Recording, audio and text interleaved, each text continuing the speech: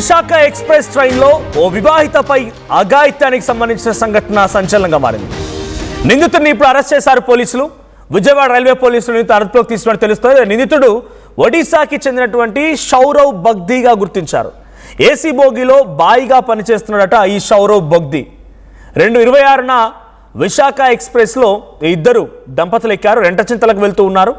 General బోగిలో ఉన్నటువంటి వివాహితని మాటల్లోకి దించి, అయితే ఆ వివాహిత కూడా, ఆ భార్యాభర్తలు ఇద్దరు కూడా వాష్రూమ్ దగ్గర కూర్చున్నారట. కొన్ని సందర్భాల్లో ట్రైన్లు మొత్తం కిక్కిరిసి పడుతూ ఉంటే బహుశా మీరు కూడా ట్రైన్లో ట్రావెల్ చేసినప్పుడు చూసే ఉంటారు.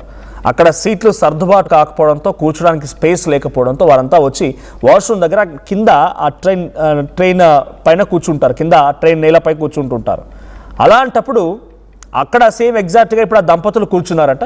అయితే ఏసీ సప్లై క్యాబిన్లో ఒక బెర్త్ ఖాళీగా ఉంది. రెండని తీసుకొని వెళ్ళాడంట. లోపలికి తీసుకెళ్ళిన తర్వాత బయటికి, అంటే భార్యాభర్త ఇద్దరు రమ్మనన్నాడంట. భర్త కూడా నేను ఒకటే బెర్త్ ఖాళీ ఉందన్నారు కానీ నువ్వు వెళ్ళు, నేను వస్తానని చెప్పి భర్త అక్కడ కూర్చొని పోయాడు. భార్య మాత్రం ఆ వ్యక్తితో వాడిని నమ్మి లోపలికి వెళ్ళిపోయింది.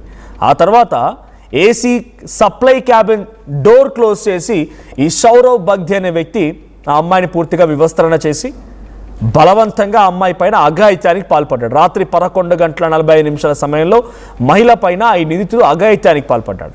అయితే రైలు దిగిన వెంటనే ఆ భార్య భర్తకి విషయం చెప్పింది. ఇలా పలానా వాళ్ళ లోపల తీసుకెళ్ళి నాపై ఇట్లా తప్పుగా బిహేవ్ చేశాడు, నాపై అఘాయిత్యానికి పాల్పడ్డాడని చెప్పడంతో ఆ భర్త అప్పుడు ఏం చేయాలో తోచలేదు. ఇంటికి వెళ్ళిపోయారు. ఇంటికి వెళ్ళిన తర్వాత కొంత ఇల్లిటరేట్స్, సో ఏదో బతుకుదెరు కోసం విశాఖలో వచ్చి ఉంటున్నారు.